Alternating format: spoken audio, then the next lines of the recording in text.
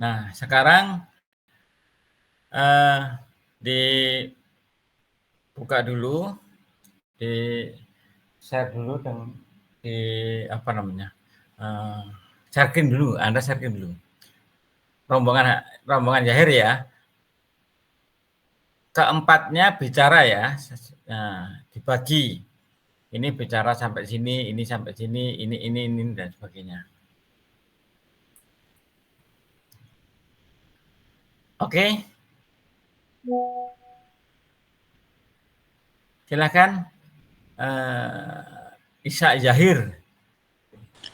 Ya Pak, sebentar Pak. Ya, monggo.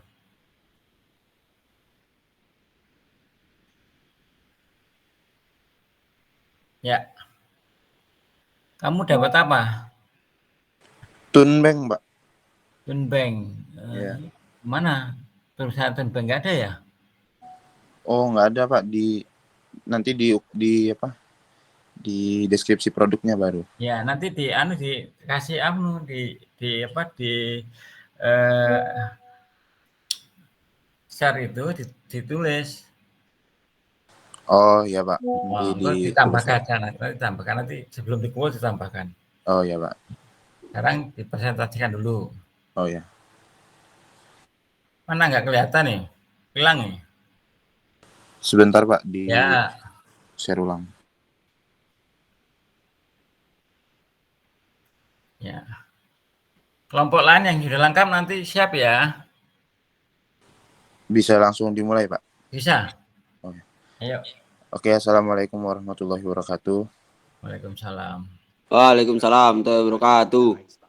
Jadi di sini saya sebagai moderator dari kelompok B izin mempresentasikan tugas ergonomika membuat tunbeng. Yang pertama saya akan memperkenalkan nama anggota dari kelompok kami dulu. Yang pertama ada saya sendiri, Sakzai Ramadan dengan NIM 2200019198. Kok ininya masih tetap ya? Nge-lag Pak. Halamannya kok halaman 1 terus? Iya, tadi dikabarin nge-lag sinyalnya. Itu udah nanti diganti Pak. Ya.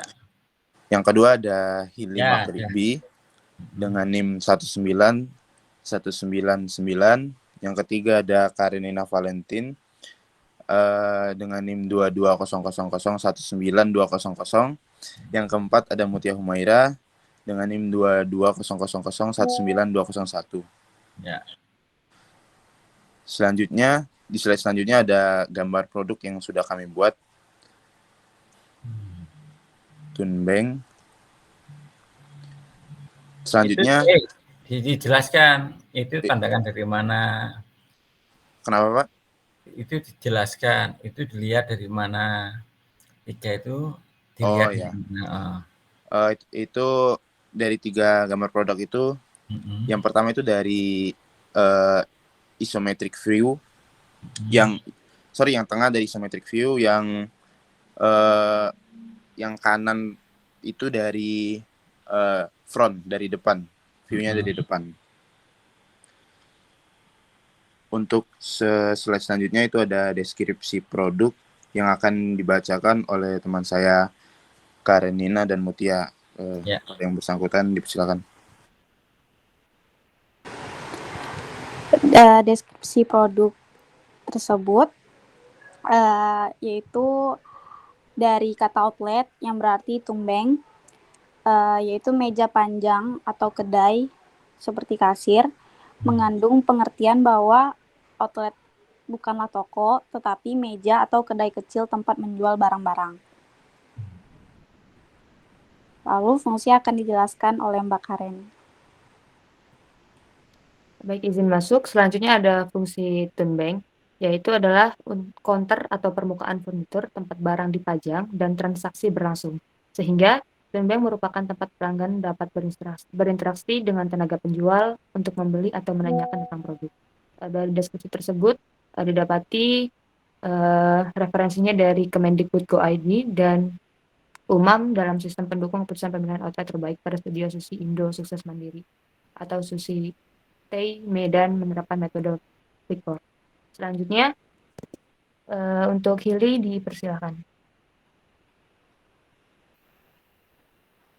Untuk ukuran produknya kita ukuran yaitu mana ini kita dapatkan datanya itu dari 30 orang, lalu kita ambil rata-ratanya yaitu tinggi bahunya itu 138,43 cm, lalu panjang rentang tangan ke depannya 73,47 cm, lalu tinggi politelnya itu 40,33 cm, lalu juga ada tinggi siku posisi duduk 35,61 cm, dan yang terakhir ada panjang rentang tangan ke samping yakni 167,21 cm.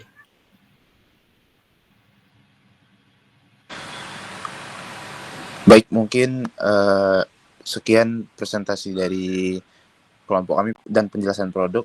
Mungkin ada yang mau ditanyakan bagi teman-teman ataupun Bapak dosen. Ya, dari teman-teman ada enggak?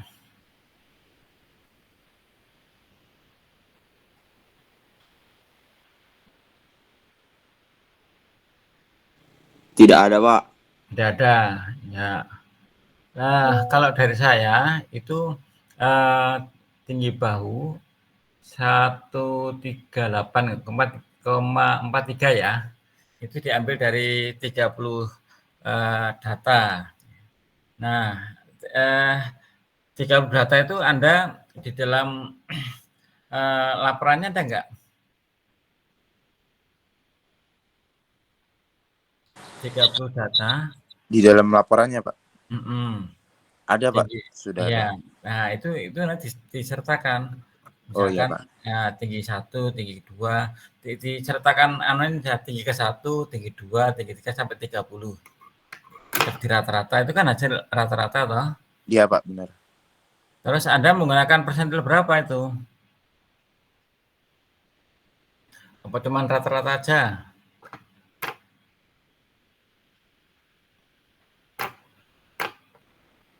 Menggunakan persentil berapa? Persentilnya belum dicari, Pak. Oh, harusnya pakai persentil ya. Oh ya, baik. Oke. Nah, sudah cukup ya.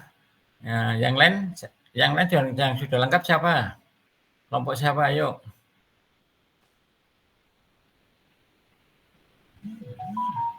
Kelompok siapa sudah? Yang lain?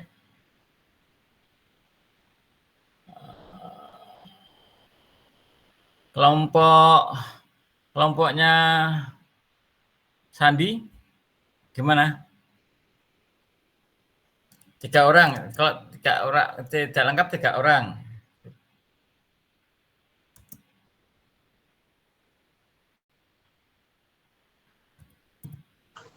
Sudah, Pak. Sudah lengkap, Pak. Siapa? Kelompok A, Pak. Kelompoknya Sandi. Oh ya, Dipan single ya. Ya sudah, mari.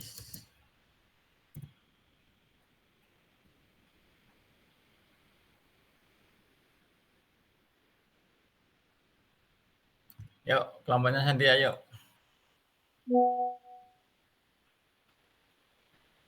Silakan presentasi, Dek.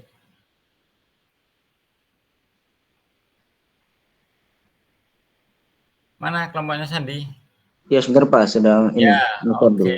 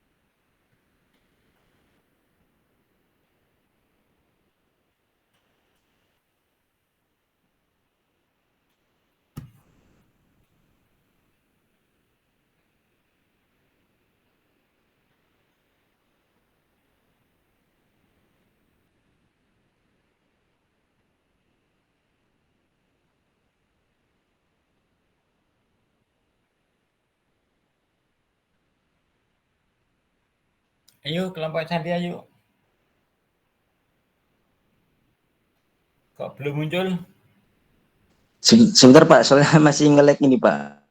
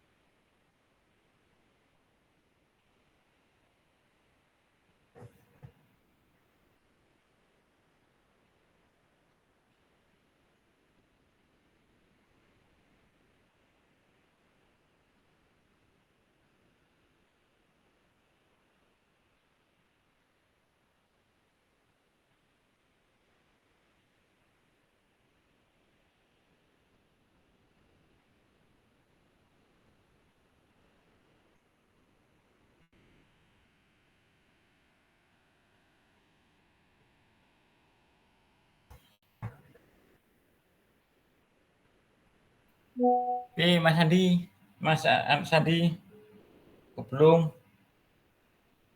Yang lain dulu. Yang lain udah ada yang lengkap.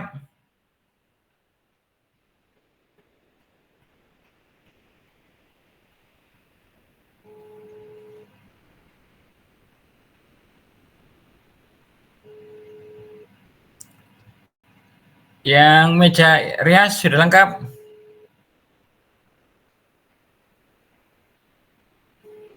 Kusen daun pintu sudah lengkap. Meja rias sudah lengkap Pak. Oh ya, meja rias dulu ayo. Ayo. Ya, yes. No, yang kelompok 2, yang A nanti dulu ya. Kelompok C dulu, ayo. Ya.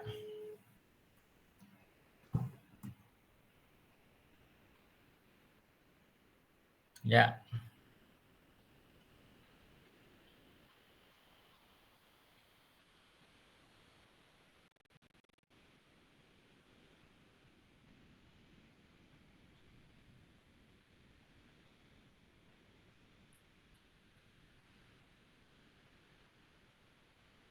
Yuk.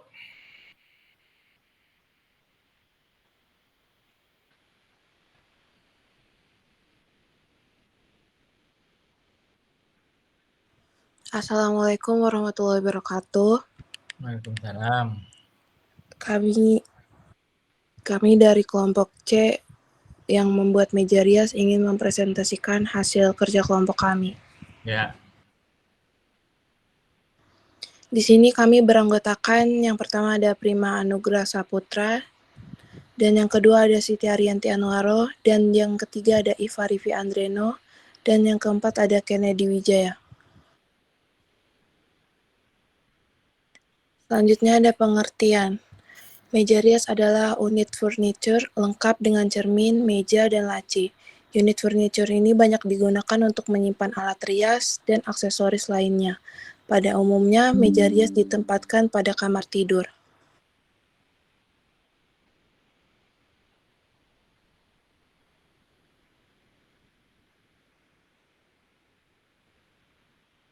Selanjutnya akan dibacakan oleh Kennedy Wijaya.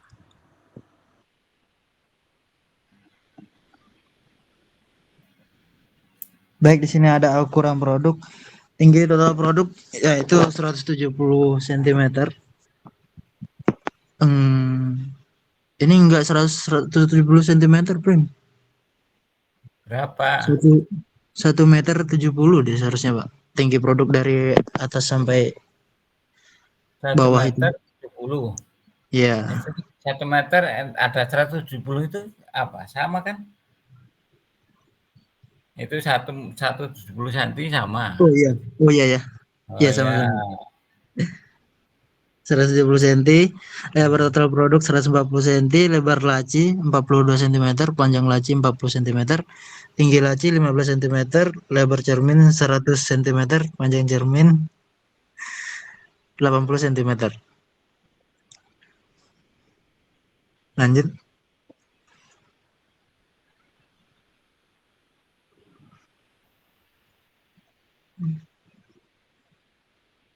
Part yang pertama ini merupakan dari bagian dari pembuatan meja rias. Meja rias ini dibuat dengan beberapa part seperti yang part pertama ini, kedua lanjut yang kedua ada part tempat cermin, yang Mana ketiga ada tempat cerminnya di mana? Di rak itu. ntar ada di bagian slide yang bawah lagi Pak untuk Oke. drawing assembly. Oh Nah, ya. di sini Pak. Iya. Ya. Bisa digeser itu cerminnya. Bisa Pak. Ya. Terus? Lanjut ini merupakan part cermin ini. Part 3 ini ada part cermin, lanjut part 4 ada kenceng banget, Prim.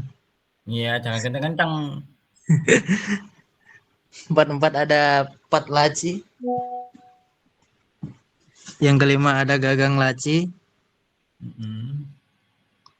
Nah, yang keenam ini merupakan assembly dari meja rias, Pak, dari beberapa part yang diassembly.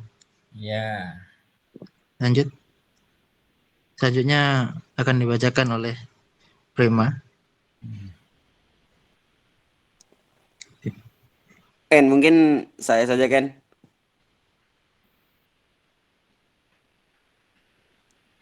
Ya. Baik, Pak, di sini saya menerangkan ini adalah drawing dari produk kami tadi, merupakan drawing ukuran dari produk yang kami buat. Di drawing ini ukurannya sudah lengkap, tampak depan, samping maupun atas. Ya. Ini adalah tempat cermin tadi beserta ukurannya. Ini ada cermin, drawing assembly-nya. Berikut laci, penampakan dari berbagai sudut dan ukuran yang sudah ditetapkan.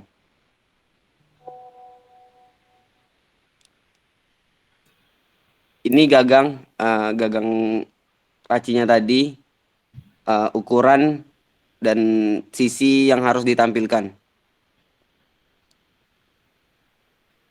Lanjut, Prim. Berikut adalah produk jadinya, yaitu meja rias yang sudah dimasukkan ke dalam drawing assembly meja rias.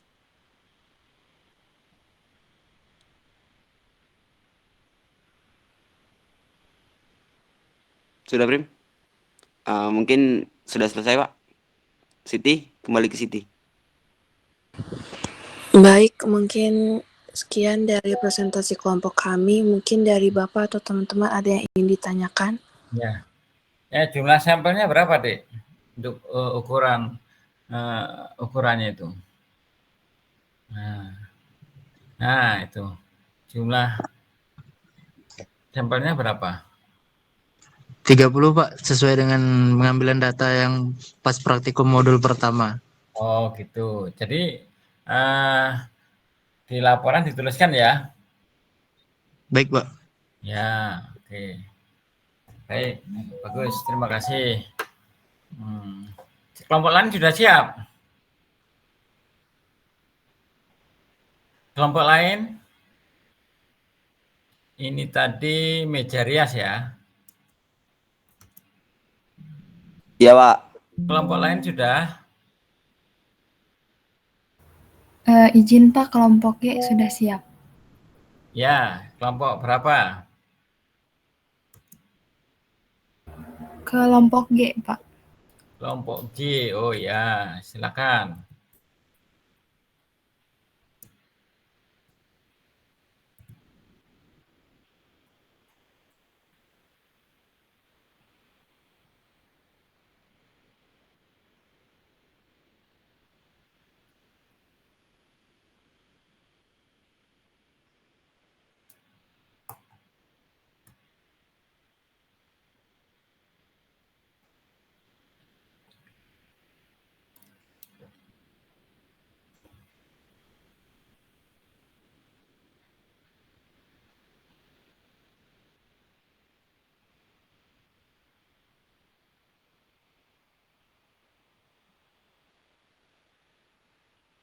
Izin masuk ya, Pak.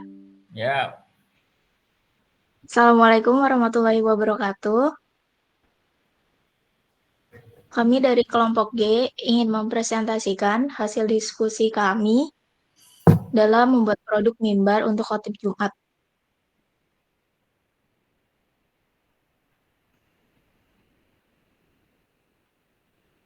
Sebelumnya, saya akan memperkenalkan kelompok G. Yang pertama ada Ahdan Irsyad Aljami, yang kedua ada Haryo Riko Jalavika, yang ketiga ada Sita Azhara Febrianti, yang terakhir ada saya sendiri, Widya Winda Pratiwi.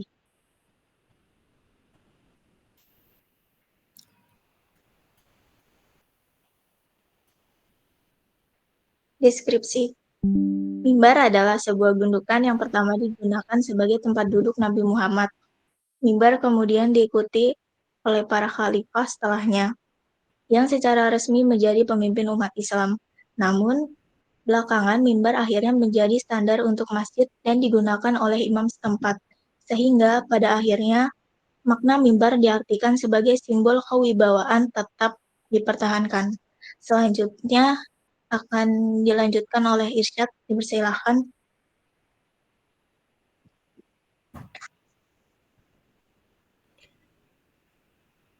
Kemudian ada permasalahan.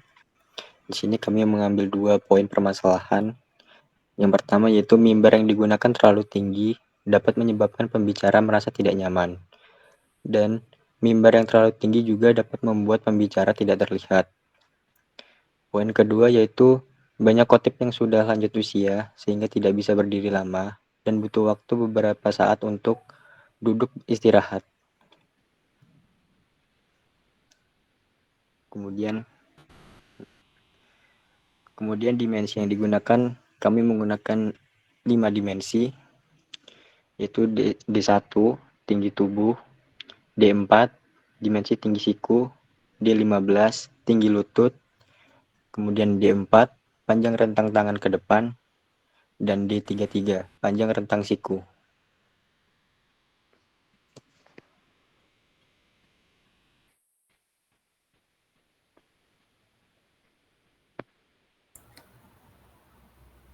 Baik, selanjutnya saya akan menjelaskan mengenai data pengukuran yang diambil untuk membuat produk mimbar ini.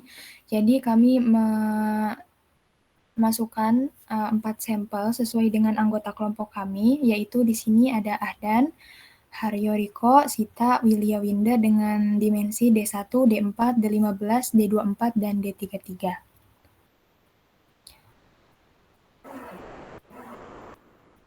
Kemudian selanjutnya kita menggunakan dalam membuat mimbar ini, kita menggunakan pengukuran berdasarkan persentil. Jadi kita menghitungnya dari mulai rata-ratanya, yaitu dengan rumus X bar sama dengan sigma XI per N, kemudian juga standar deviasinya, yaitu akar dari sigma XI min X kuadrat per N min 1.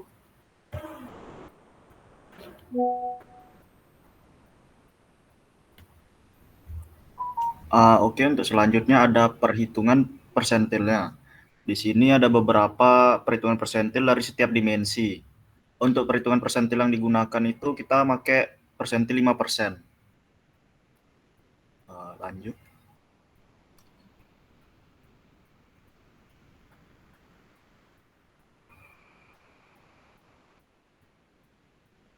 Ini untuk gambar produknya. Di sini ditampilkan ada gambar view isometrik, tampak kiri dan tampak belakangnya.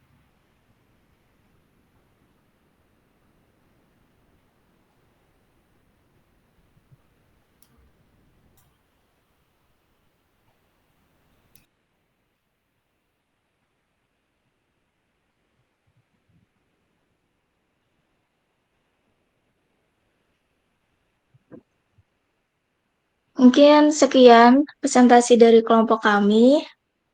Ada yang ingin ditanyakan? Itu satu. Anda menggunakan sampelnya 30 ya?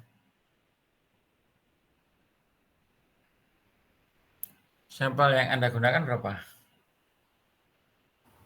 Sampel yang digunakan cuma 4, Pak, sesuai anggota kelompok. Oh, harusnya 30 itu ya. Oh ya. Ya. Terus apa namanya? Persentilnya tadi menggunakan persentil 5% ya? Iya, Pak. Kok cuma 5%, tidak ada yang lain? Berarti itu pendek itu anumu apa mimbarmu kalau pakai 5 persentil ya?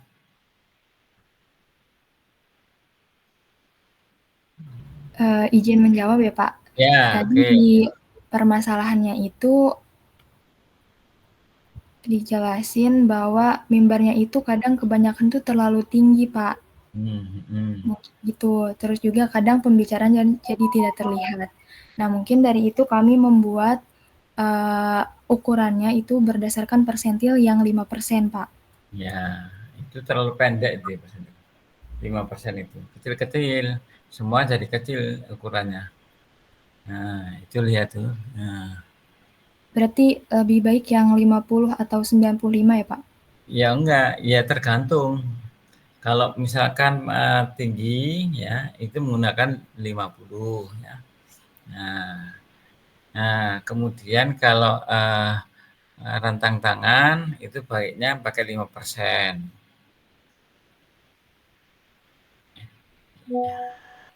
Di praktikum tidak dijelaskan menggunakan 5%, 50%, 95%. Ya, itu. Oke. Sekarang siapa lagi yang dilengkap? Kelompok saya, Pak. Kelompok C, Pak. Kelompok E. Kelompok C. D. Kelompok D. Kelompok apa? Kelompok D, Pak. B tadi sudah? Kelompok D. D, oh D, ya. Iya, Safa. Kelompoknya Safa.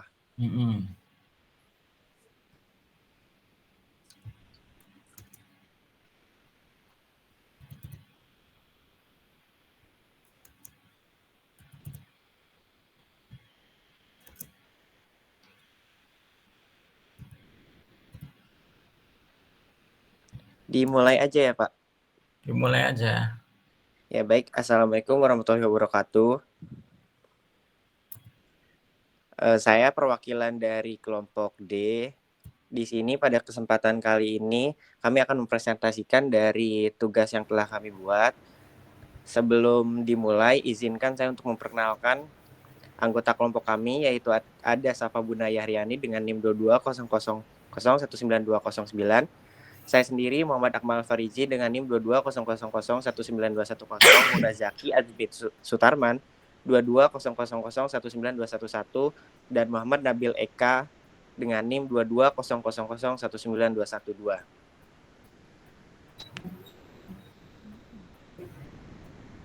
Next.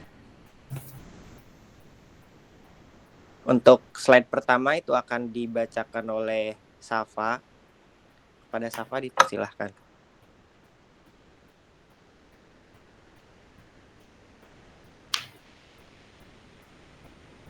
Baik, slide pertama saya aja yang bacakan. Ergonomi merupakan studi tentang aspek-aspek manusia dalam lingkungan kerjanya yang ditinjau secara anatomi, fisiologi, psikologi, keteknikan, manajemen, dan desain atau perancangan.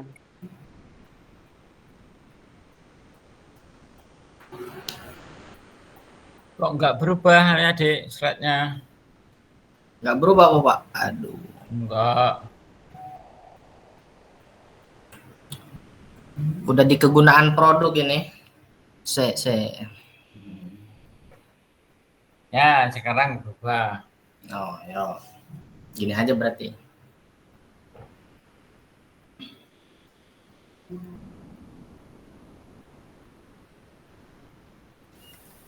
Lalu di sini ada kegunaan produk. Pertama, kusen itu merupakan salah satu elemen penting dalam konstruksi bangunan yang berfungsi sebagai tempat meletakkan daun pintu dan daun jendela. Di sini kusen memiliki beberapa kegunaan. Yang pertama ada sebagai pemisah antar dinding maupun sebagai pemisah dua ruangan. Lalu yang kedua, sebagai tampilan estetika dalam bangunan. Dengan desain kusen yang menarik dapat meningkatkan nilai estetika dan keseluruhan penampilan rumah atau ruangan. Yang ketiga, selain tampilan juga berfungsi sebagai pengaman. Sebuah kusen yang kokoh dapat menjadi tambahan lapisan pelindungan untuk rumah, terutama ketika dipasangkan dengan pintu dan jendela yang berkualitas baik. Lanjut, Bill. Untuk masih sama. Lalu yang kedua ada daun pintu. Daun pintu merupakan bagian dari konstruksi pada dinding yang mempunyai fungsi peletakan dan duduknya daun pintu dan daun jendela. Kegunaannya yaitu yang pertama ada keamanan, berfungsi sebagai pengaman rumah dari maling atau pencuri. Daun pintu yang terbuat dari bahan yang kuat akan mempersulit aksi pencuri untuk masuk ke dalam rumah. Yang kedua ada privasi. Privasi ini berfungsi untuk memberikan privasi bagi penghuni rumah. Dengan adanya daun pintu, orang luar tidak bisa melihat ke dalam ruangan tersebut. Lalu yang ketiga ada isolasi suara. Daun pintu juga berfungsi sebagai isolator suara. Dengan adanya daun pintu yang tebal dan rapat, suara dari luar ruangan tidak akan terdengar hingga ke dalam ruangan.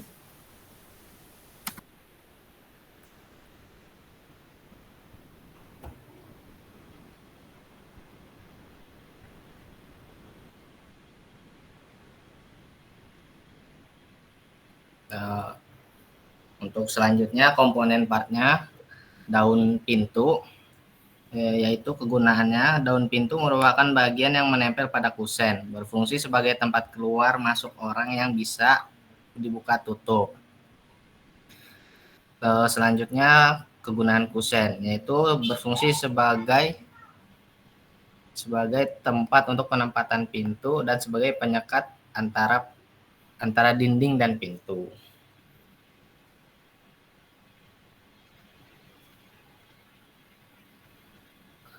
Selanjutnya engsel.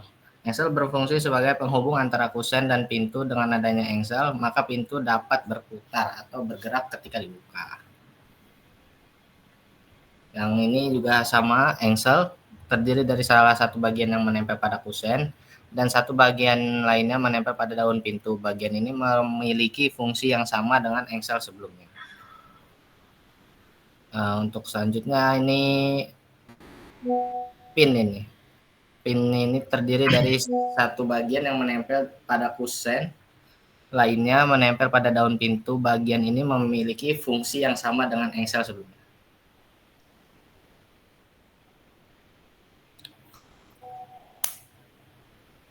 Berikut merupakan bentuk solid dari produk yang kami buat, yaitu kusen dan pintu.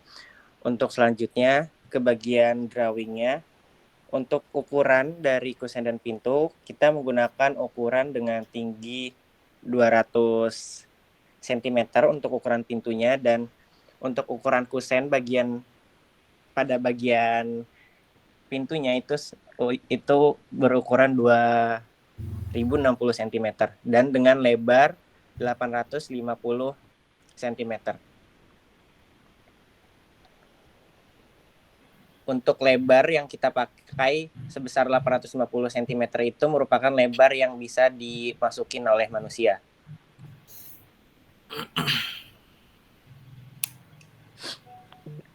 Mungkin cukup sekian dari presentasi kelompok kami. Kurang lebihnya mohon maaf. Apabila ada yang ingin ditanyakan, dipersilahkan. Tingginya dan lebarnya itu menggunakan persentil berapa? Kalau buat persentilnya kita belum dicari, Pak.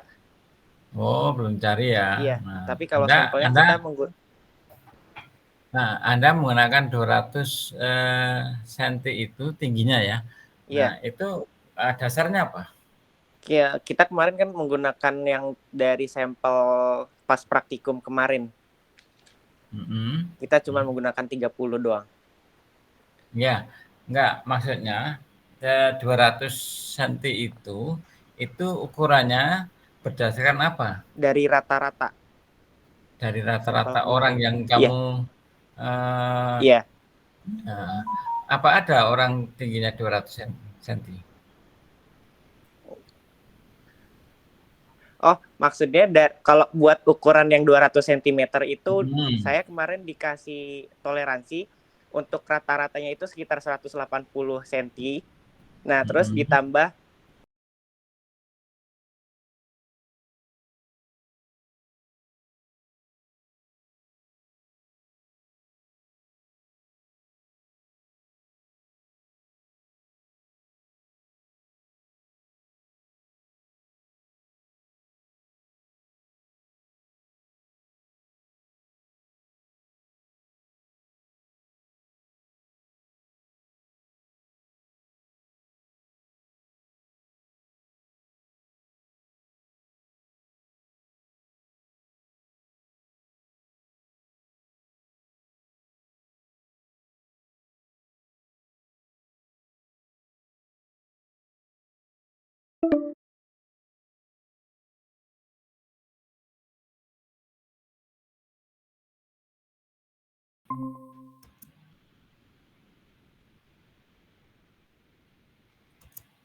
Oke.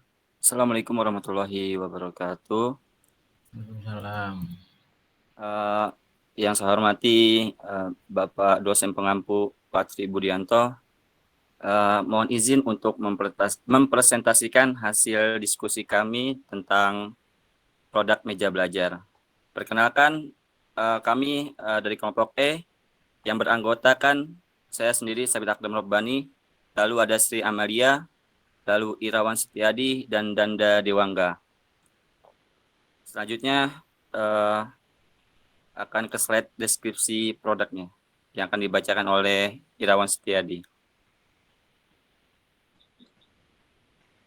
Ya, di sini saya akan menjelaskan deskripsi dari meja belajar. Meja belajar merupakan barang furniture yang penting bagi pelajar. Selain itu berfungsi untuk belajar.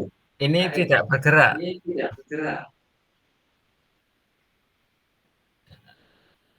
Apakah sudah bergerak, Pak? Sudah, ini ke kelompok nih.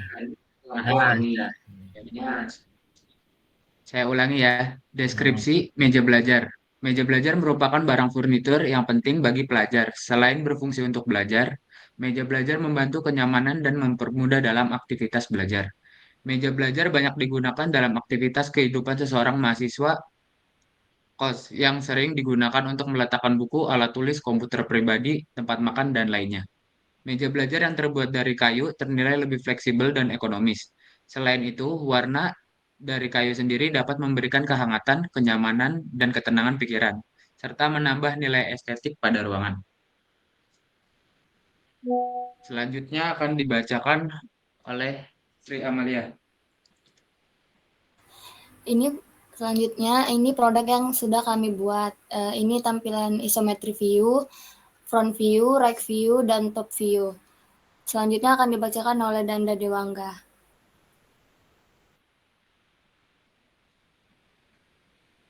Baik, di sini ada ukuran yang dimana itu ukurannya itu panjang rentang. Kita ngambil tuh panjang rentang tangan itu buat tinggi keseluruhan.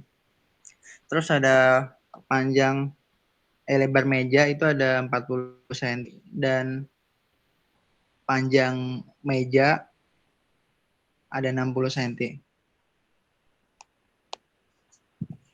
Mungkin cukup sekian presentasi hasil dari kelompok kami. Mungkin bila ada pertanyaan, monggo dipertanyakan atau ada masukan. Mengenai ukuran panjang, lebar, itu dasarnya apa, Dik? Mana panjangan ini? Panjang 75 cm, itu dasarnya apa? Anda membuat? Itu kami ngambil dari itu, Pak, sampel praktikum modul 1.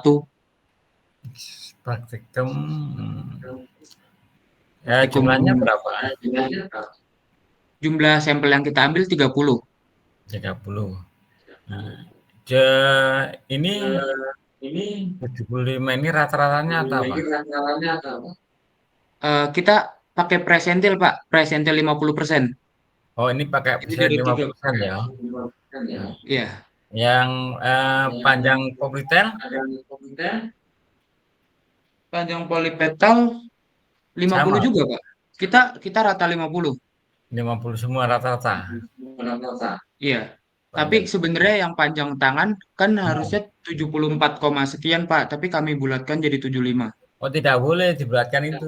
Oh, Jadi ukuran itu harus aslinya, misalnya 73,25 yaitu 73,25. Itu penelitian itu hasilnya dari hasil yang sesungguhnya.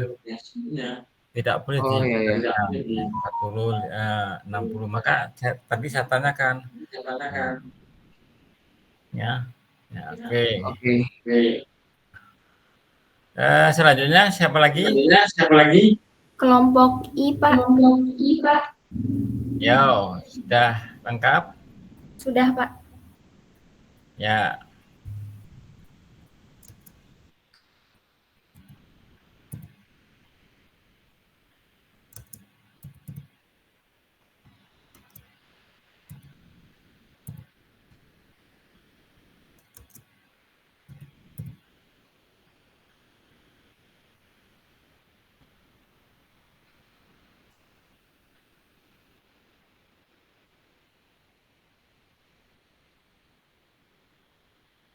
Yuk, kelompok I. Keranda jenazah ya? Rak buku, Pak. Rak buku susun, Pak. Oh ini. Kelompok J. I, Pak. I, oh. Iya. Iya, Pak. Bentar, Pak. Ya. Pak, maaf, iya kelompok J. Kelompok apa? J. Iya. Yuk, rak buku posisi berdiri ya.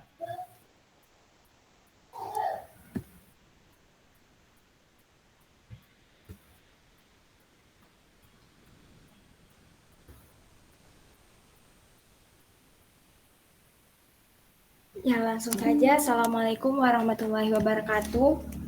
Waalaikumsalam.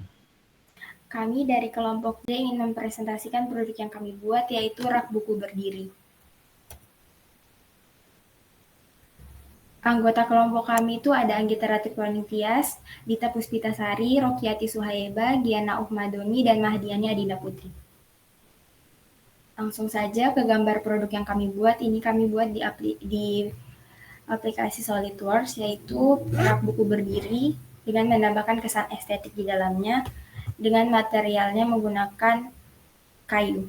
Selanjutnya, data atau ukurannya akan dibacakan oleh Rokiati Suhaeba.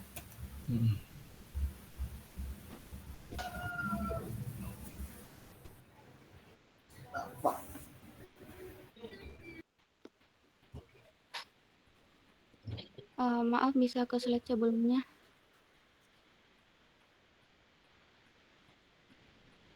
Baik, izin melanjutkan untuk data antropometri yang kami gunakan, itu kita menggunakan 2 dimensi, yaitu genggaman tangan ke atas 170 cm dan panjang rentang tangan ke samping 110 cm dengan jumlah data yang kami gunakan sebanyak 30 dan persentil yang kami ambil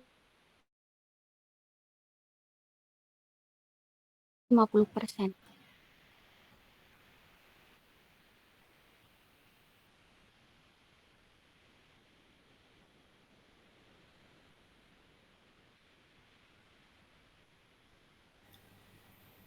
Selanjutnya, bagian deskripsi produk akan dibacakan oleh Dita Puspitasari, Mahdiani, dan Gian. Deskripsi produk kami yaitu rak buku dan posisi berdiri adalah perabotan yang dirancang secara proporsional dengan ukuran sesuai dengan antropometri manusia. Rak ini memberikan keseimbangan visual yang estetis dan fungsional. Dengan lebar yang mencapai 110 cm, rak ini dapat menampung sejumlah besar buku dan benda-benda lainnya tanpa menyebabkan kebingungan atau kekacauan. Tinggi yang mencapai 170 cm menciptakan ruang vertikal yang optimal untuk menata buku secara berdiri, memastikan aksesibilitas yang mudah. Desain yang proporsional ini tidak hanya menyediakan ruang yang cukup untuk koleksi buku, tetapi juga menciptakan kesan visual yang menyenangkan dari harmonis dalam ruangan. Dengan demikian, rak buku dalam posisi berdiri dengan ukuran sesuai antropometri ini tidak hanya praktis, tetapi juga menambah nilai estetika dalam penataan ruang. Saya kembalikan ke moderator.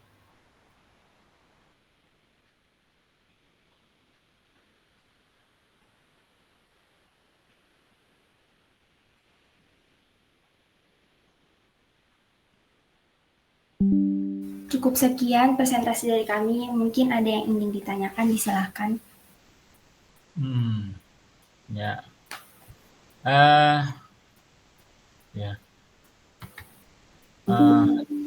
Ukurannya ya, coba lihat ukurannya.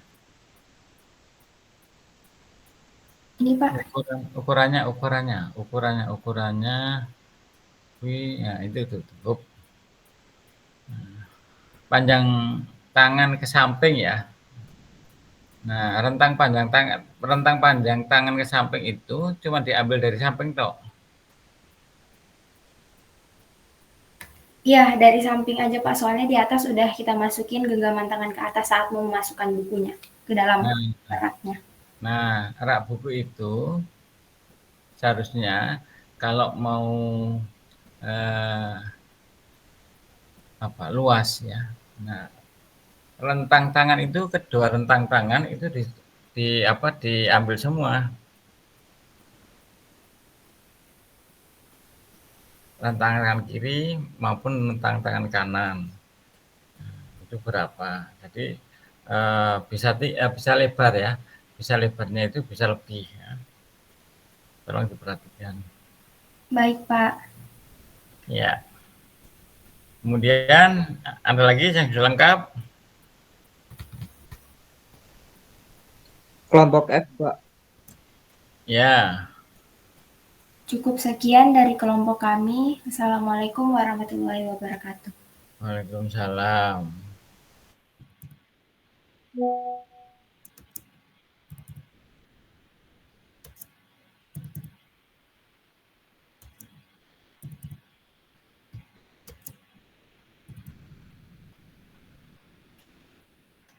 Yuk, kelompok F ya. Iya, Pak. Ya, yuk, kloset duduk ya. Ya. Iya, Pak. Ya.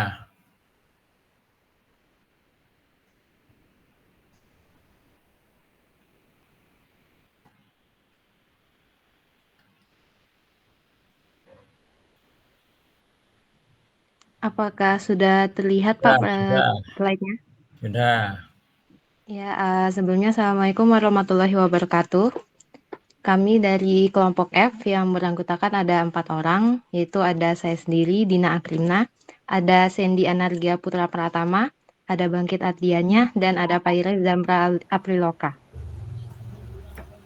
Kami kelompok F di sini mendapatkan tugas ergonomika yaitu mendesain kloset duduk.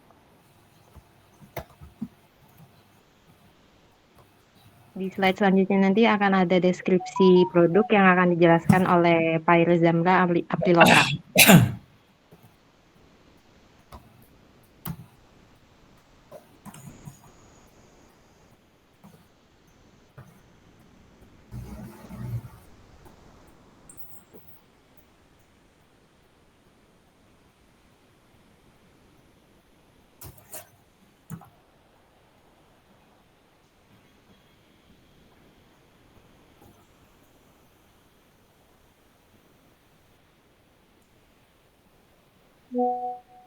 Apakah udah ke next?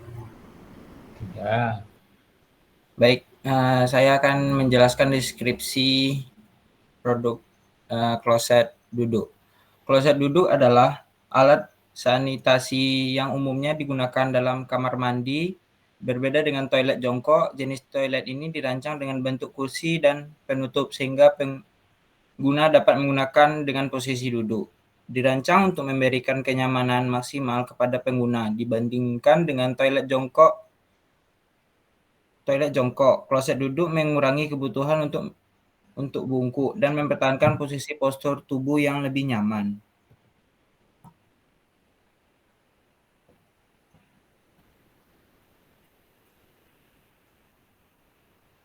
Jenis kloset duduk yang dirancang pada gambar di samping merupakan jenis kloset duduk monoblok atau one piece toilet, yaitu jenis kloset dengan tangki air dan badan toilet menyatu menjadi satu unit. Dirancang menggunakan material berupa keramik porselen, karena jenis toilet porselen cenderung memiliki ketahanan tinggi terhadap noda dan goresan, serta dapat digunakan dalam jangka waktu yang lama.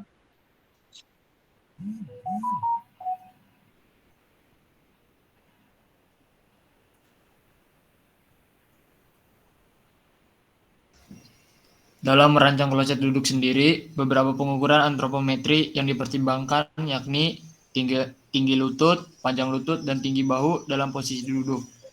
Untuk drawingnya itu kloset duduk.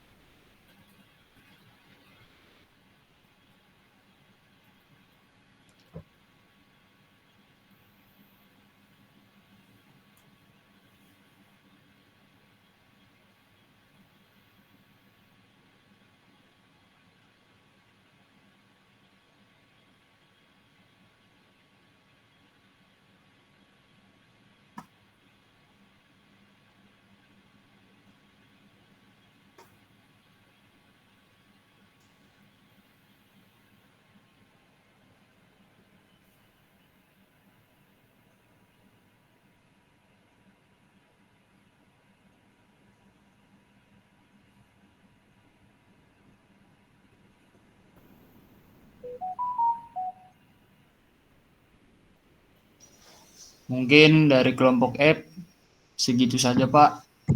Barangkali ada yang mau nanya. Enggak.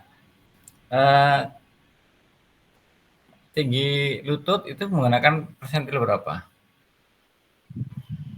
50, Pak. 50 50 ya. untuk persentil ya, Pak. Terus untuk ini yang lubang ini menggunakan apa nih? Ukurannya. Yang lubang mana, Pak? Ini. Coba Kak zoom kan. Lebar lubang. Oh, lebar lubangnya itu. Bentar, Pak.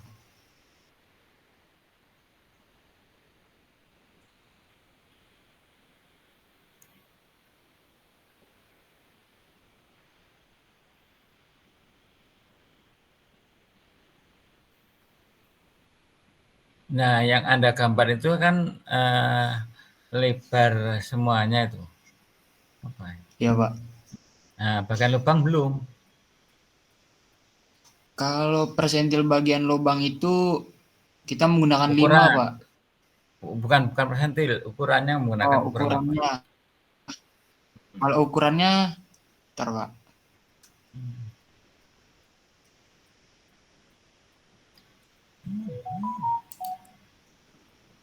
Untuk ukurannya belum dimasukin sih, Pak. Oh, belum dimasukin. Nah, itu perlu itu. Belum ukuran yang berapa, Pak? Ini nih. Lebar. Yang di lubang itu kan, Pak. Ya, kalau untuk lubang itu belum dimasukin, Pak, ukurannya. Ya, itu dimasukin berapa nanti ya. Baik, Pak. Oke. Selanjutnya kelompok A. Ya. Yuk.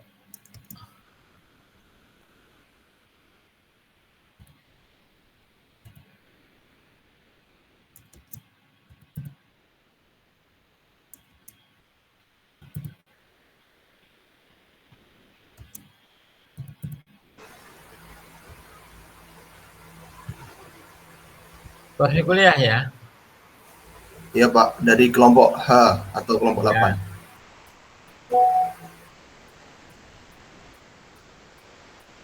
Izin masuk Pak. Yuk. Assalamualaikum warahmatullahi wabarakatuh. Selamat siang semuanya. Izinkan kami dari kelompok 8 atau kelompok H mempresentasikan hasil diskusi dari kelompok kami. Kelompok kami beranggotakan 4 orang. Yang pertama Rivaldo Andriansyah dengan NIM 221. Yang kedua Muhammad Hatsbi Al Faisal dengan NIM 226, Yoga ACP dengan NIM 228, dan saya sendiri Prayudatmaja dengan NIM 230. Next. Materi selanjutnya akan dibacakan oleh Revaldo. Baik, kursi kuliah adalah elemen penting dalam ruang kelas yang dirancang untuk memberikan kenyamanan dan mendukung produktivitas peserta didik selama belajar. Kursi ini memiliki fitur ergonomis yang memastikan postur tubuh yang baik dan mengurangi kelelahan saat duduk dalam waktu yang lama.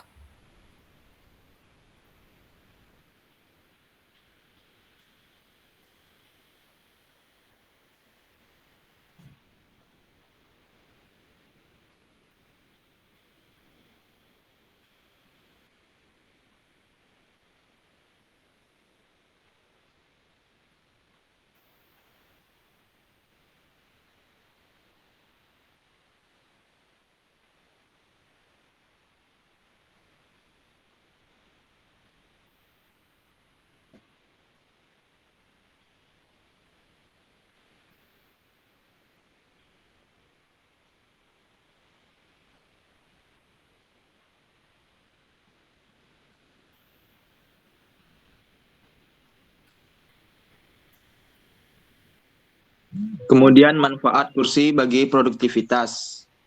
Yang pertama, mengurangi kelelahan. Desain ergonomis kursi kuliah membantu mengurangi kelelahan otot dan punggung saat duduk dalam waktu lama. Yang kedua, meningkatkan fokus. Kursi yang nyaman memungkinkan pengguna untuk tetap fokus dan konsentrasi selama belajar. Dan yang ketiga, mendukung produktivitas. Fitur-fitur seperti meja integrasi memudahkan pengguna untuk mengerjakan tugas dan mempertahankan produktivitas.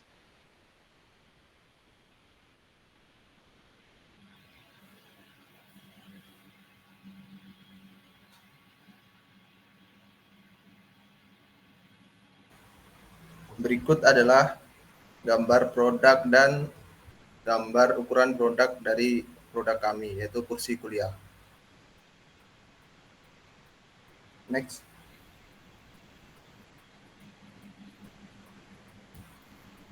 Kesimpulan.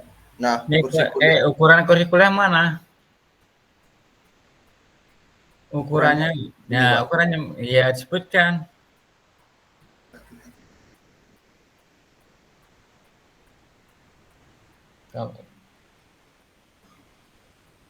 Misalnya apa, sandaran tangan, tingginya berapa?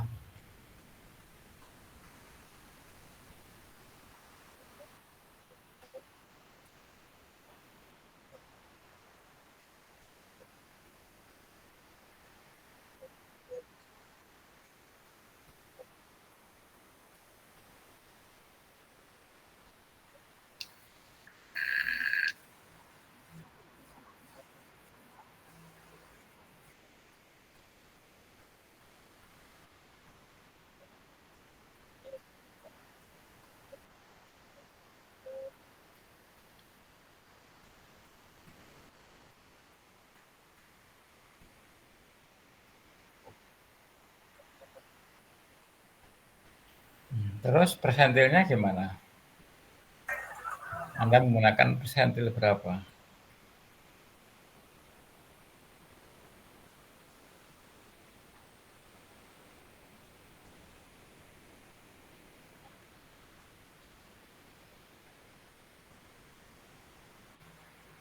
Untuk persentilnya kami menggunakan 5% aja, Pak. Ya, berarti kecil sekali itu. Iya, Pak. Digunakan untuk umum nggak cukup. Padahal fungsi kursi kuliah itu digunakan secara umum orang banyak. Kalau persentilnya kecil ya menjadi produknya kecil sekali. Iya, Pak. Nanti kami selanjutnya. Ya. Yang lain silakan.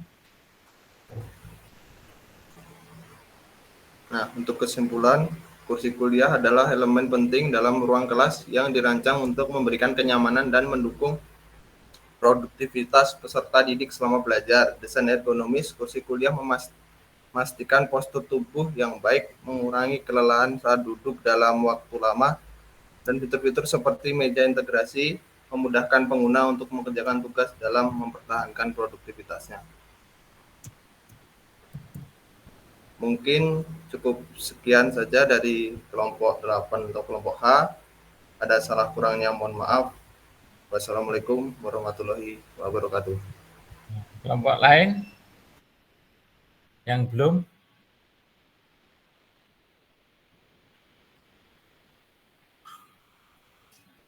Kelompok depan single bed. Kelompok Sandi. Mohon maaf Pak, ini untuk kelompok A itu ada terjadi kendala Pak di laptopnya. Tiba-tiba laptopnya itu ngeblank Pak. Nah terus nggak bisa presentasi. Atau presentasi nggak ada nilainya. Nah kalau presentasinya di akhir meet ini gimana Pak? Soalnya lagi di ini Pak, lagi diakali Pak. Sekarang yang lain. Kelompok I Pak. Kelompok I.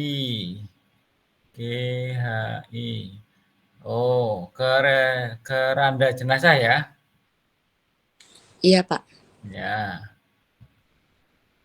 Kelompok jurusan akhir zaman ini.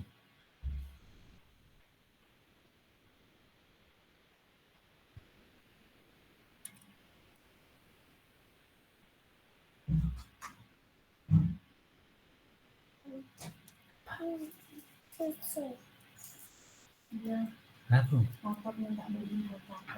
Terima kasih ya. Terima kasih.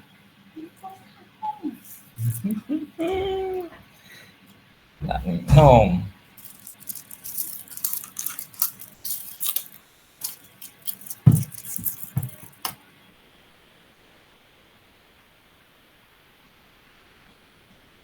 Ayo.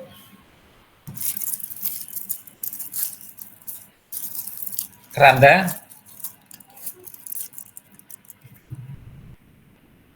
Keranda jenazah ayo.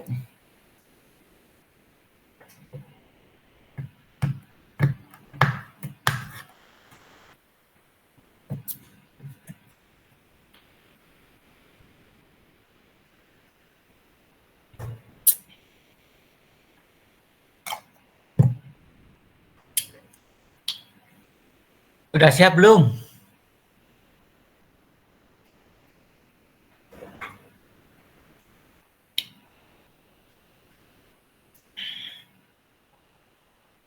Keranda jenazah.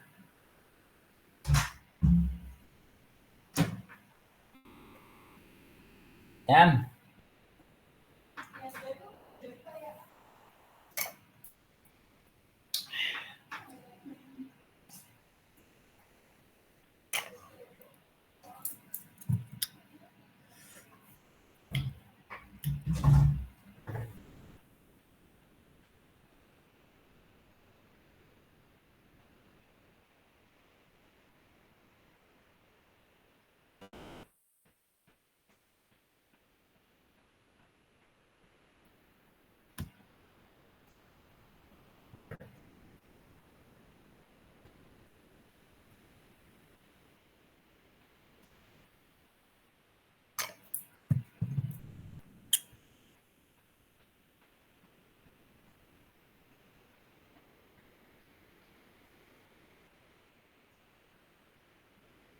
Ayo keranda jenazah.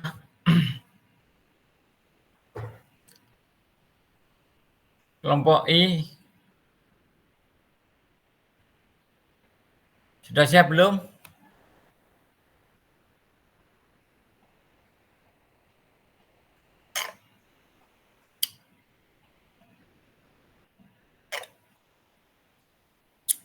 Yang lain aja. Kelompok apa yang lain?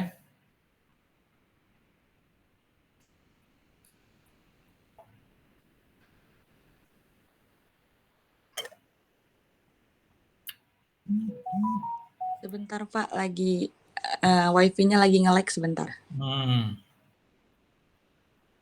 Kok banyak yang lag ya?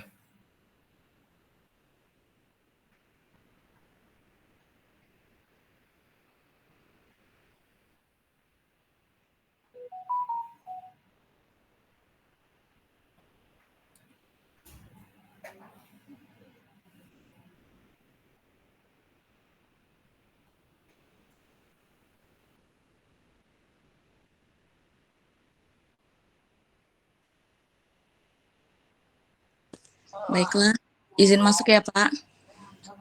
Oke. Perkenalkan, kami dari kelompok I akan mempresentasikan mengenai hasil diskusi kami untuk membuat keranda mayat. Baiklah, kami akan memperkenalkan anggota kelompok kami. Yang pertama ada Aldiansyah dengan NIM 22000192231. Ada Iqbal Alanosa dengan NIM 22000192232. Ada Febri Afi Lutfi Afifah dengan NIM 22000192233. Ada Rila Almandari dengan NIM 22000192234. Dan ada Habib Galang Persada dengan NIM 22000192235. Baiklah, untuk materi pertama akan disampaikan oleh teman saya, Afi. Kepada Afi dipersilahkan. Baik, di sini ada fungsi utama dari keranda mayat adalah untuk memberi perlindungan, kehormatan, dan kenyamanan pada jenazah selama proses pemakaman. Keranda juga membantu dalam memudahkan pengangkatan, transportasi, dan penanganan jenazah dengan layak dan terhormat. Selain itu, keranda juga dapat membantu mencegah penyebaran penyakit dan menjaga kebersihan lingkungan sekitar. Kemudian ada bagian-bagian dari keranda mayat. Yang pertama itu ada bodi keranda. Itu fungsinya adalah sebagai tempat penempatan dan perlindungan jenazah selama proses pemakaman. Kemudian kedua ada pegangan, biasanya terletak di sisi keranda untuk memudahkan pengangkatan dan penanganan keranda. Kemudian ada tutup keranda, bagian yang menutupi bagian atas jenazah, fungsinya untuk memberikan perlindungan, tambahan, dan estetika. Kemudian ada lapisan dalam. Lapisan dalam keranda dapat berupa kain atau bahan lainnya yang memberikan kenyamanan dan kebersihan pada jenazah.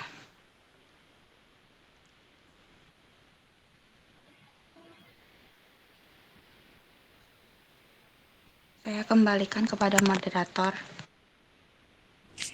Baiklah, selanjutnya akan disampaikan oleh Aldiansyah. Kepada Aldi dipersilakan.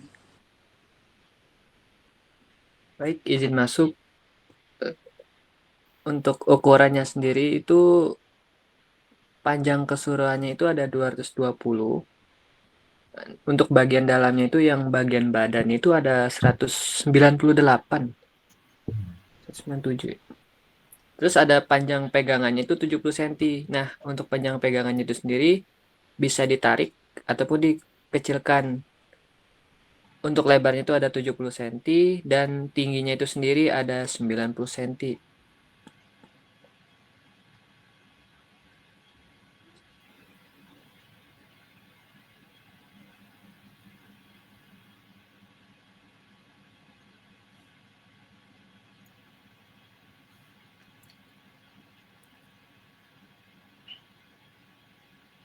Baiklah, sekian presentasi dari kelompok kami. Terima kasih perhatiannya. Apakah ada pertanyaan, Bapak? Itu keranda itu dipikul ya bawanya? Atau pakai kereta? Iya Pak, diangkat gitu sama 4 orang. Ya, yang dimaksud itu pakai dorong gitu loh. Kereta. Nah, judulnya kereta. Nah, kereta keranda itu didorong. Kalau keranda jenazah keranda jenazah itu bisa dipikul. Nggak apa-apa, itu jadi dipikul ya, 4 orang ya. Iya Pak. Iya Pak. Ya. Tingginya itu tinggi apa toh? 90 cm tinggi apa?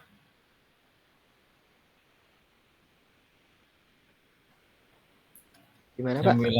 90 cm itu ketinggian apa? Tinggi dari kerandanya Pak. Dari sini? Iya. Dari sini sampai sini. Oh. Kalau 220? Itu panjangnya Pak. Dari biasanya kan ya. bagian misalnya di atas kepala sampai ke ujung kaki. Sini sampai sini ya.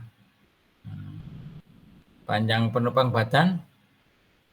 Untuk penumpang badan itu yang bagian benar-benar itunya Pak, mayatnya gitu Pak. Dalam badan ya.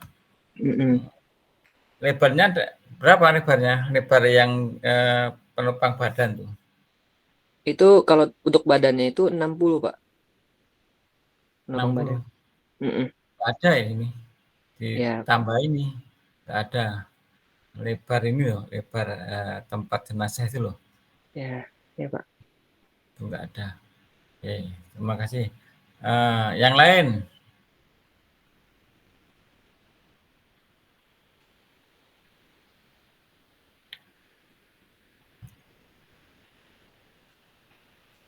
Yang lain?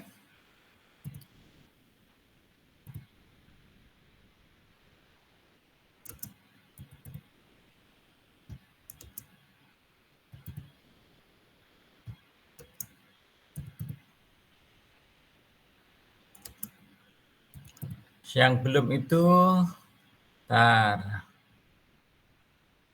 sudah. Yang belum tinggal satu, punya Sandi. Ya Pak, sebentar Pak. Ini untuk laptopnya sudah jadi Pak. Jadi sedang proses sebentar Pak. Mungkin masih. Ya, sambil proses itu saya jelaskan dulu ya. Nanti. Baik Pak. Nanti tugasnya itu dikumpul dijadikan satu ya. Dibuat satu kelompok, dibuat satu kesatuan gitu loh. Ya. Kelompok A punya Sandi apa ya. Nah, terus kelompok B punya Isa itu apa ya. Itu nanti jadi satu. Jadi satu file ya. Jadikan satu file. Kemudian yang dikumpul adalah yang dipresentasikan dengan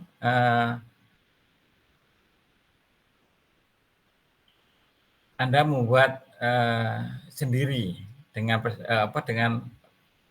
dengan ditulis ya. Dijadikan satu. Jadi misalnya kelompok A Sandi ya, yang dipresentasikan itu apa? Bentuknya apa? Terus yang bentuk tulisan apa ya? Kelompok B Isa yang dipresentasikan apa? Yang dibentuk tulisan apa? Itu ya. Jadi masing-masing kelompok itu mengumpulkan dua, satu yang dipresentasikan, dua yang ditulis dalam bentuk naskah ya. Dan digabung semuanya dijadikan satu file ya. Nanti dikumpul, kalau sudah itu dikumpul dengan alamat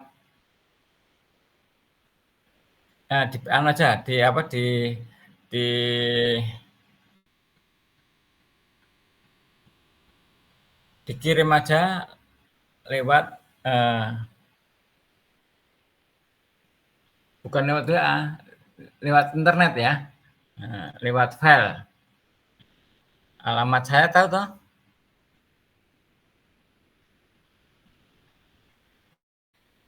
Alamat saya tahu nggak? Alamat email? Belum tahu Pak. Belum tahu. Nanti kirim ke email aja, ke email saya ya. Emailnya itu di sini berapa ya? Nanti emailnya saya tulis ya. Baik Pak. Kak izin bertanya, berarti yang dikumpulin itu PPT sama paper gitu ya Pak? Iya betul. Berarti itu ada maksimal lembarnya nggak Pak yang papernya? Papernya maksimal 8 atau maksimal 8. Baik, Pak. Makasih, Pak. Ya, oke. Nah, Sandi belum ya? Nah, sekarang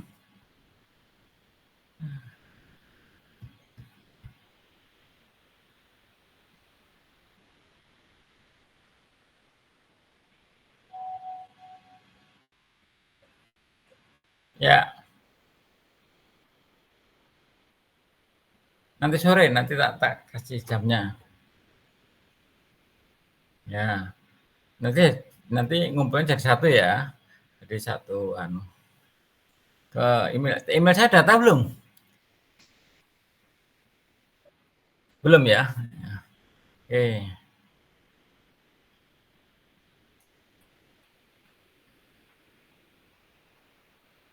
Ini saya akan menjelaskan lingkungan kerja. Kemarin tinggal sedikit ya.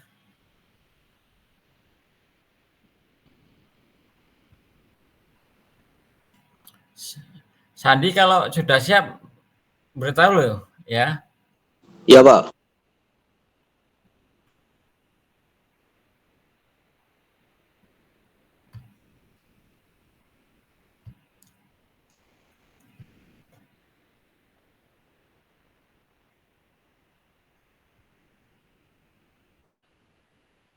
Udah kelihatan?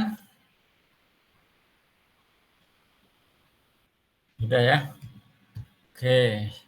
Kemarin sampai di sini.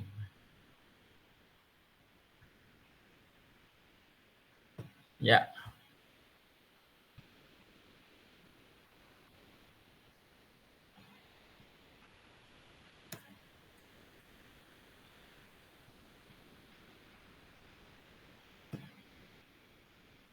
Ya.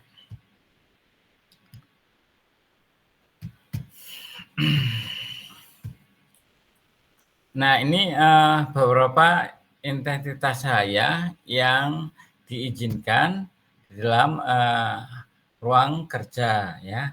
Nah, kalau ruang kerja itu jenisnya itu pekerjaan kasar dan tidak terus-menerus. Nah, itu 100 lux ya, menggunakan lampu 100 lux. Misalnya ruang untuk penyimpanan ya. Nah,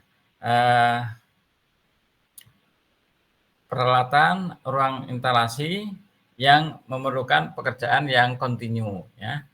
Nah, kemudian pekerjaan kasar dan terus-menerus itu 200 ya. Pekerjaan dengan mesin dan perakitan kasar ya. Pekerjaan rutin itu pekerjaan kantor ya, administrasi ya. Nah, itu 300 lux ya. Pekerjaan halus ya. Pembuatan gambar ya. Itu juga menggunakan lampu 500 lux ya. Kemudian pekerjaan yang halus ya. Misalnya pemilihan proses tekstil, pekerjaan mesin yang halus itu menggunakan 1000 lux. Pekerjaan amat halus ya, itu 1500 tidak lebih, tidak menimbulkan bayangan ya. Nah, pengukuran dengan tangan, pemeriksaan pekerjaan mesin dan peralatan yang sangat halus ya. Nah, kemudian pekerjaan detail ya, tidak menimbulkan bayangan. Pemeriksaan pekerjaan perakitan yang halus sekali ya.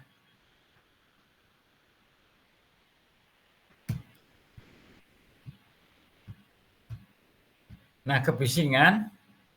Nah, itu kebisingan merupakan paparan terhadap suara-suara yang tidak diinginkan ya. Unwanted sound ya. Suatu fenomena bersifat subjektif. Nah, 3 aspek yang menentukan manusia dalam bunyi ya, yaitu intensitas diukur dengan satuan desibel ya. Nah, frekuensi diukur dengan satuan hertz ya. Kemudian lamanya itu terlalu lama menerima kebisingan atau dipengaruhi yang mempengaruhinya, ya. Kemudian kondisi atau batas, ya. Nah, Anda sering mendengarkan halilintar itu 120 desibel. Tapi halilintar yang besar, ya, yang bisa menulikan, ya, tembakan meriam, mesin uap air. Nah, sangat hiruk pikuk itu desibelnya 90 dan 80. Ya. Contohnya kalau kita mendengar polisi sedang membunyikan peluit, nah itulah contohnya, ya. Nah, kondisi kuat, ya, itu apabila mengandung atau di antara, ya, 60 sampai 70 derajat 70 desibel, ya. Nah, contohnya kantor gaduh, ya, jalan raya umumnya, radio, ya, perusahaan dan sebagainya. Nah, radio ini tentunya disetel, ya, setel dengan volume yang besar, ya. Nah, sedang itu rumah gaduh, kantor pada umumnya, percakapan yang kuat, radio disetel perlahan, ya, itu termasuk sedang.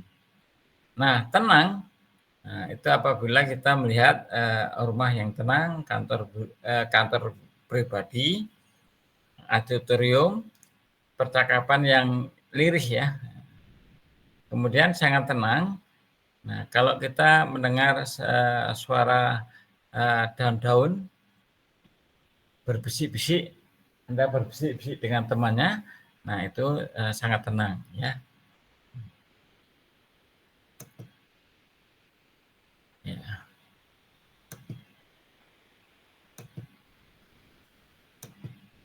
Alat pengukur kebisingan yaitu sound level meter. Nah, ini, ya. Ini, ya. Ini mikrofonnya, ini meter skalanya ini. Nah, kemudian ring switch-nya ini, ya. Nah, pengukuran dapat dilakukan, ya, di tempat pada sumber kebisingan, ya, menjauh sampai 1 meter dari sumber kebisingan. Nah, karakter kebisingan, ya, posisi telinga pada berbagai posisi kerja yang bisa dilakukan. Kalau mengukur, kalau Anda melakukan penelitian, melihat kebisingan satu lokasi, misalkan lokasi proses pengelasan, ya. Nah, itu Anda ukur 5 titik, ya, di paling ujung, 4 paling ujung, kanan dan kiri, kemudian tengah, ya. Kemudian hasilnya di rata-rata. Nah, kemudian diukur berapa kali, ya, itu baru 1 kali pengukuran, ya.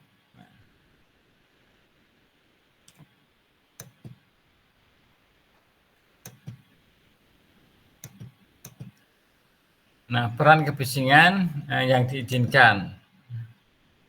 Nah, ini durasinya per hari 8, itu sound level di BA sama dengan 90. Kalau 6 hari kerja itu 92. Kemudian kalau 4 hari, semakin dikit harinya, nah 95. Nah, kalau 100, ya, misalkan 100 itu yang diizinkan adalah 2 per hari, ya. Nah, kalau 1,5, 102 itu 1,5, ya. Nah, 110 itu 0, ya. Kalau 115, nah itu yang diizinkan 0,25 atau kurang, ya.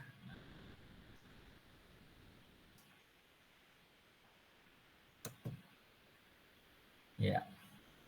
Nah, peran kebisingan lebih kecil 85 desibel, ya, tidak membahayakan ya. Kalau lebih dari itu, nah itu durasinya per hari bisa diketahui.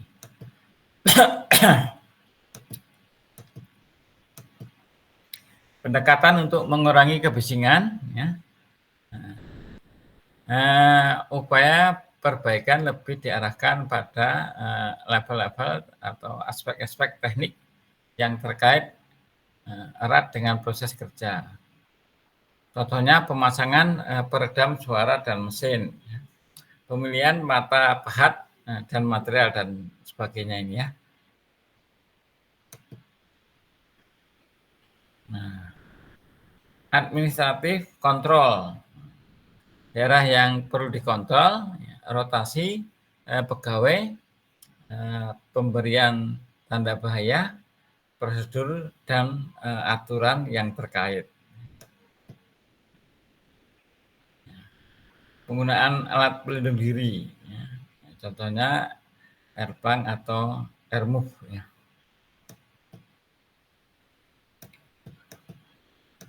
Nah ini contohnya airbag atau airmove. Ya.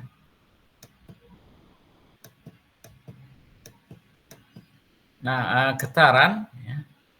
Nah besarnya getaran ditentukan oleh intensitasnya, frekuensi getaran, lamanya getaran berlangsung. Ya. Nah, secara umum dapat mengganggu tubuh ya, dalam hal mempengaruhi konsentrasi, mempercepat datangnya kelelahan, menimbulkan beberapa penyakit seperti gangguan saraf, mata, peredaran darah dan sebagainya. Ya.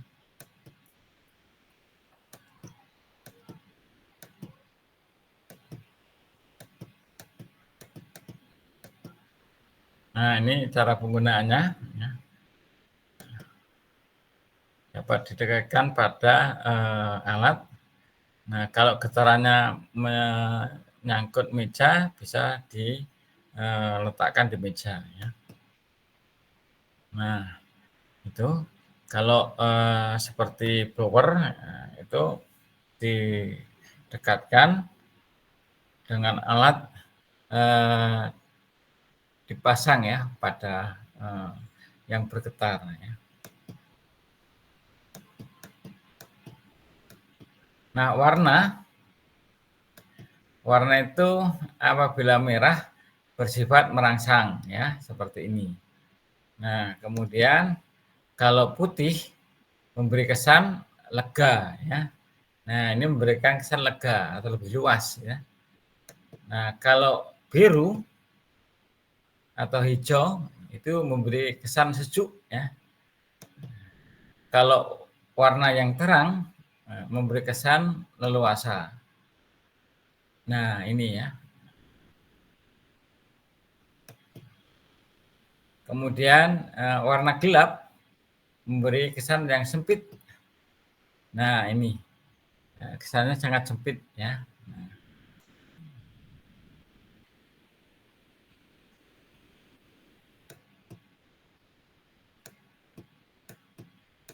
Nah, dampak bagi pekerja adalah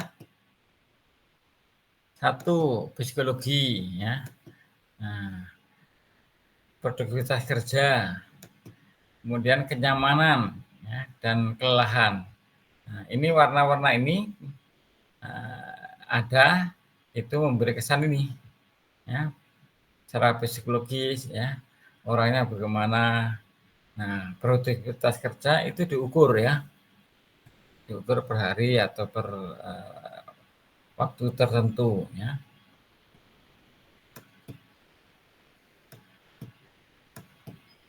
Ya, moral, tingkah laku, ketenangan ya. Bau adalah apa yang dapat ditangkap oleh indera penciuman seperti bau anyir ya, harum, busuk dan sebagainya ya. Nah,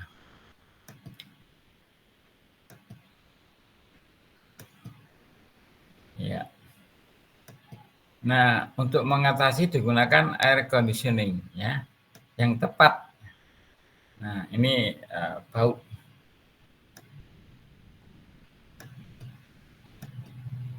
Nah, cara mengatasinya, Anda dapat baca ini.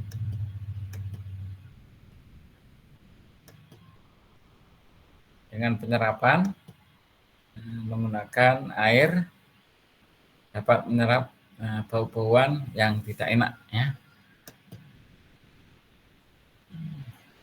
Misalnya menggunakan pengharum ruangan, ya. Anda bisa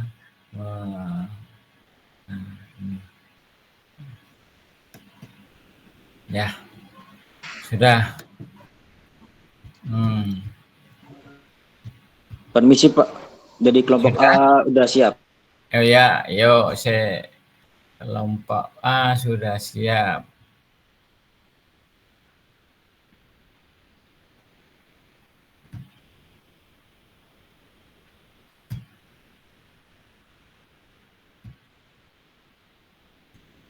Ayo, sudah siap? Sudah Pak. Ya.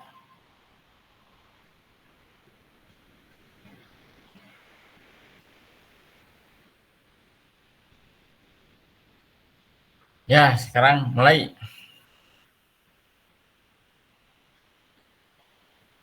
Kelompok A.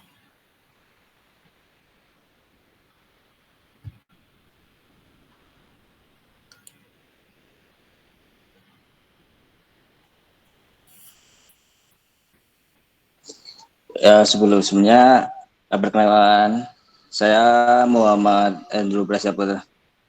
Di sini saya sebagai moderator dari kelompok A. Di sini dari kelompok A sendiri diberi tugas untuk membuat sebuah produk dipan single bed. Kemudian untuk anggota kelompok terdiri dari Sandi, Muhammad Rafi Anan, Muhammad Dana Alfarizi, dan juga saya sendiri. Kemudian ini untuk gambar produk dari kelompok A. Di sini untuk dipan single bed di kelompok A sendiri itu terdapat adanya penyimpanan di bawah dipan single bednya yang fungsinya itu untuk menyimpan benda-benda seperti mungkin mainan atau mungkin baju dan sebagainya, itu bisa disimpan di penyimpanan itu. Kemudian untuk deskripsi produk bisa dibacakan oleh Muhammad Dana Alfarizi. Baik Pak, izin masuk. Untuk deskripsi produk dipan single bed menghadirkan keindahan dalam kenyamanan tidur. Dipan ini merupakan pilihan sempurna untuk kamar tidur yang elegan dan nyaman. Dibuat dengan perpaduan desain modern dan keandalan material yang tangguh. Dipan ini akan menjadi landasan yang sempurna untuk memastikan tidur yang berkualitas setiap malamnya. Tempat tidur single bed ini sangat cocok bagi mereka yang menghargai kesederhanaan dan fungsionalitas dalam dekorasi kamar tidur mereka. Ukuran dipan single bed ini adalah 200 cm x 100 x 40 cm. Kelebihannya, konstruksi yang kokoh dan kenyamanan terjamin, ukuran single bed yang ideal. Mungkin saya kembalikan ke Andrew, Pak. Mungkin dari kelompok A untuk presentasinya cukup sekian. Mungkin dari Pak Babaktri ada yang ditanyakan? Yang presentasi berapa orang? Oh, ini Pak. Berapa orang? Ada 3 Pak. Ada 3. Siapa aja? Saya, kemudian ada Dana, kemudian ada Mas Sandi. Dana ya, ada Mas Andi ya, 3 ya, saya 3 toh, 3, saya 3, Muhammad, Dana, siapa lagi? Dana, Muhammad Andrew, sama Sandi. Sama Andre ya? Andre? Iya Pak, Muhammad ya. Andre. Yang tidak ada 1 orang? Iya Pak. Ya, oke. Sudah ya. Oke, nanti dikumpul bareng-bareng satu kelompok besar ya, terdiri dari 2 yang dikumpul di email ke saya ya. Nanti tak carikan alamat emailnya. Bentar. Ya.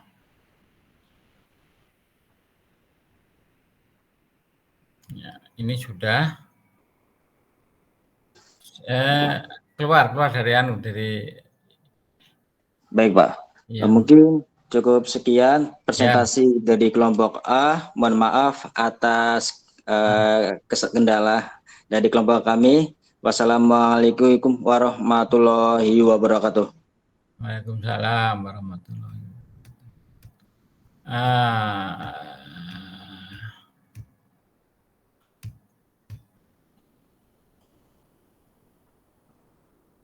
Ya.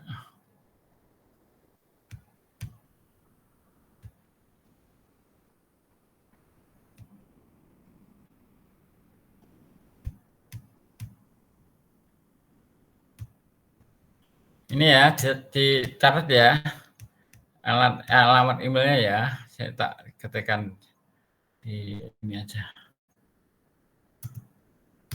Ya.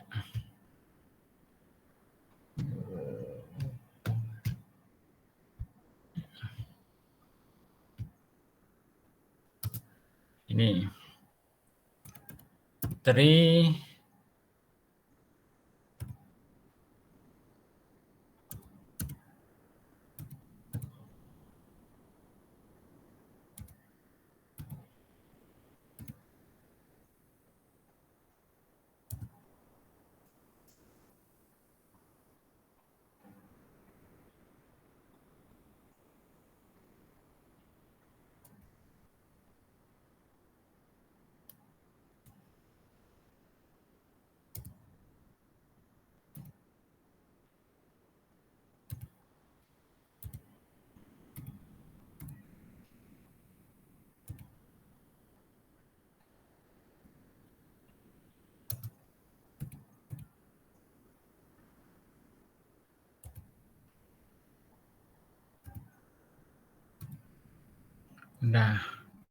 udah dengar, udah lihat semua? Sudah, Pak. Dicatat ya. Ini saya hapus nanti. Tri Budianto. Oh, ini kurang. Ini kurang N. Nah, nama saya hurufnya kecil.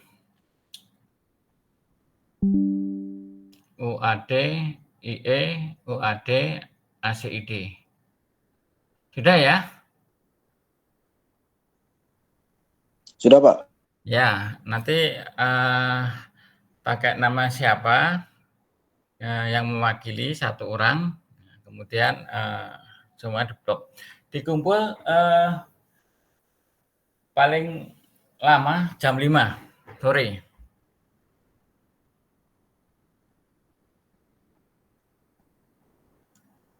Udah tahu? Dikumpul paling lambat jam 5 sore. Ya? Halo? Iya, Pak. Ya. Oke. Pak, izin menanyakan kembali, Pak. Yuk. Berarti itu yang dikumpul itu PPT dari kelompok masing-masing. Kemudian ini ya, Pak, dari tulisan dari paper gitu ya, Pak ya? Ya, Baik, Pak. Ada 2 ya. Jadi 2 itu nanti masing-masing ada namanya mahasiswa kelompok masing-masing ya. Baik, Pak. Ya. Oke, saya kira sampai di sini dan pertemuan terakhir kita sampai di sini. Kita akan ujian. Nah, ujiannya itu bab 23 tidak masuk ya, sudah digunakan untuk tugas ya. Jadi ujiannya ujian bab 1 antara ergonomi itu, kemudian pertemuan ke-3-4 ya, tentang fisiologi, kemudian pertemuan ke-6-7 tentang lingkungan kerja. Paham?